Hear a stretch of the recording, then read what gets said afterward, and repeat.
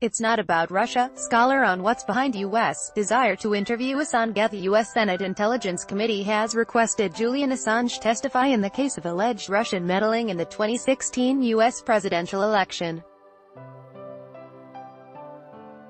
Speaking to Radio Sputnik, Peter Tatchell, director of the Peter Tatchell Foundation, has shared his view on what could be behind the U.S. authorities' desire to interview the WikiLeaks founder.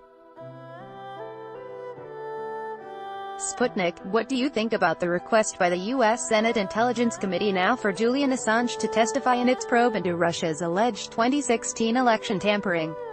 Peter Tatchell, well, it's very clear that, in the U.S. there has been for a number of years a secret grand jury convened with a view to pressing charges against Julian Assange over his publication of the leaked material that was supplied by Chelsea Manning. That is the broader context. So, I think that the U.S. Senate Intelligence Committee request for him to be interviewed is not just about the alleged Russian interference in the 2016 U.S. election. I think it's probably part of bigger picture, and I think that Julian Assange needs to be very careful, because I think this attempt to interview him will not just be about the question of election interference, but will end up being, in a much broader sense, a probe into what he did in publishing the leaks of the U.S. war crimes in Iraq. Read more, Sputnik. Well, for sure, perhaps they are burrowing a channel to get access to Julian Assange and then to get greater access to the whole situation with the WikiLeaks leader, of course. Now, Ecuador said earlier that Assange can leave the embassy in London.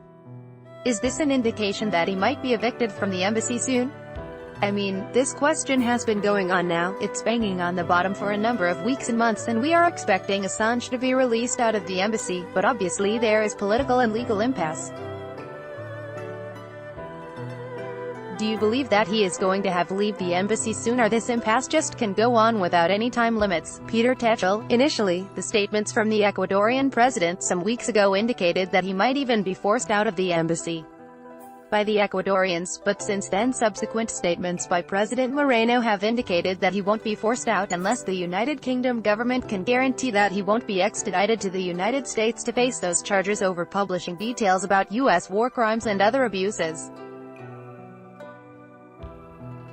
So, that seems to be a reassurance, and we know that there is or have been high-level negotiations between the Ecuadorian and British governments, trying to resolve the matter, but clearly a resolution has not yet been achieved. So you are right, we are stuck in an impasse, and Julian Assange is really. Read more. Now the ball is in the court of the British government, and my own view is that since he was granted political asylum by the Ecuadorian government, way back into 2012, the British government should honor that.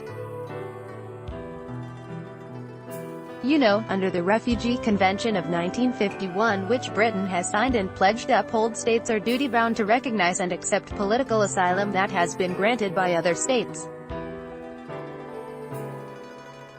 So, in my view, certainly, Assange may have to face some charges over skipping bail when he went into the embassy, but beyond that, I think, the British government should facilitate his safe passage to Ecuador. That is the right thing to do.